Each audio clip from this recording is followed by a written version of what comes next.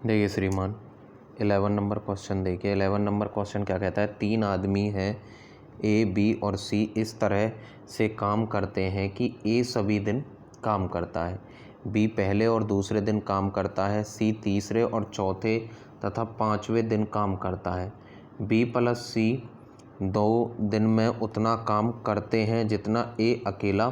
3 दिन में करता है। तीनों,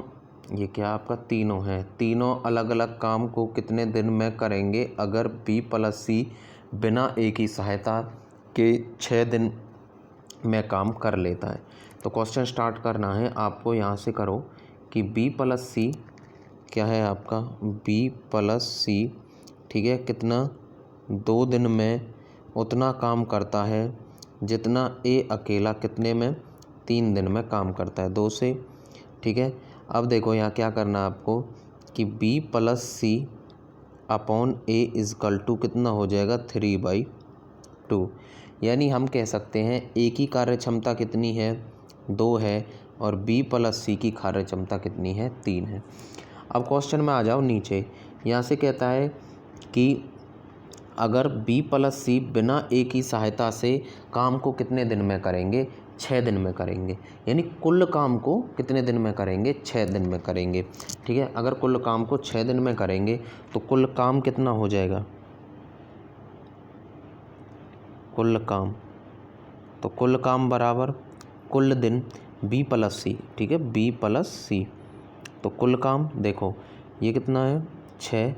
और बी प्लस सी की कार्य क्षमता कितनी है 3, तो 6 तिया 18, तो कुल काम कितना हो जाएगा 18 यूनिट हो जाएगा ठीक है। हमें पता है देखो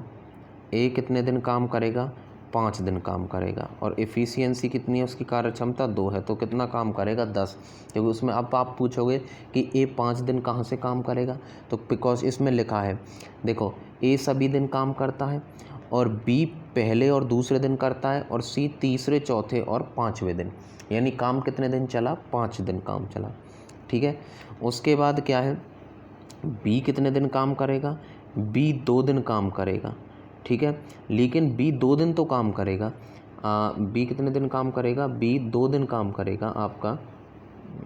इधर से देखो बी करेगा आपका 2 दिन काम करेगा, बी 2 दिन काम करेगा बी, लेकिन किसके साथ करेगा बी और सी, क्योंकि बी की अकेले की इफ़िशियंसी कार्य क्षमता तो है नहीं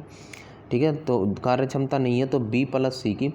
तो बी अगर बी प्लस सी 1 दिन, इनकी कार्य क्षमता कितनी है 3 और कितने दिन काम करेगा 2, तो 3 दूनी कितना हो जाएगा 6 काम हो जाएगा।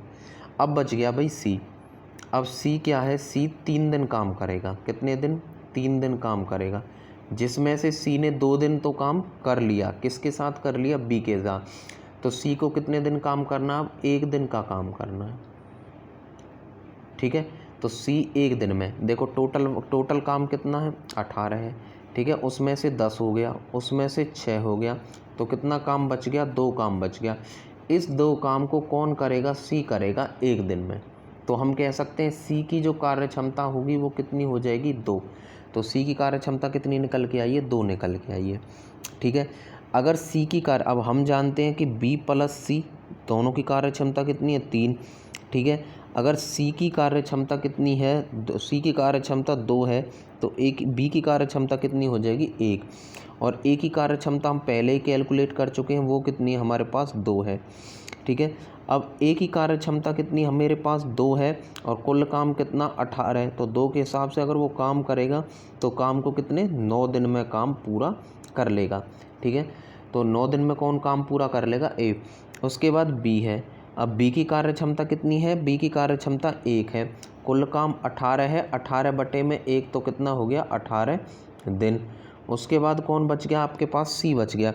अब देखो यहाँ पे सी की कार्य क्षमता कितनी है 2 है और कुल काम कितना है 18 है, तो 18 बटे में 2, तो 9 दूनी 18 9 दिन, तो सी इस काम को कितने दिन में करेगा 9 दिन में करेगा। तो ए कितने दिन में करेगा 9 दिन में, बी को कितने में करेगा 18 दिन में, और सी कितने दिन में करेगा 9 दिन में काम को पूरा करेगा।